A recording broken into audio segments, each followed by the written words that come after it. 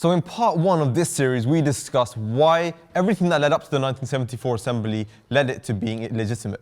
Well, now we're going to see how the result of the 1974 Assembly was problematic and is problematic to this day to every single Muslim who lives in Pakistan. The result of this assembly not only led Ahmadis to be declared non-Muslims in Pakistan, but unofficially, if we look at the claim that they have made, the result that they've come up with, it actually leaves no Muslim in Pakistan to remain a Muslim. It doesn't allow that because the statement, which is the verdict of the assembly, states that anybody who believes in a prophet who is after the Holy Prophet Muhammad ﷺ in any sort of meaning, even if that person is a reformer of the age, then that person is not a Muslim. Well, we know that Muslims around the world, and especially in Pakistan, are awaiting for the return of Jesus alayhi salam, whether he's going to be the Messiah or the Mahdi or any type of reformer.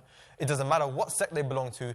The majority of Muslims believe in some sort of return of Jesus alayhi salam. Now, according to this verdict in the 1974 Assembly, not only are Ahmadis then supposedly non-Muslim, but also anybody who believes in the return of Jesus alayhi salam is also a non-Muslim. So the question to these scholars out there, the question to the Muslims who use the Assembly of 1974 to call Ahmadis non-Muslims is that if you believe in this assembly, then unfortunately, by your own statement, you've contradicted yourself majorly and you are also now supposedly a non-Muslim.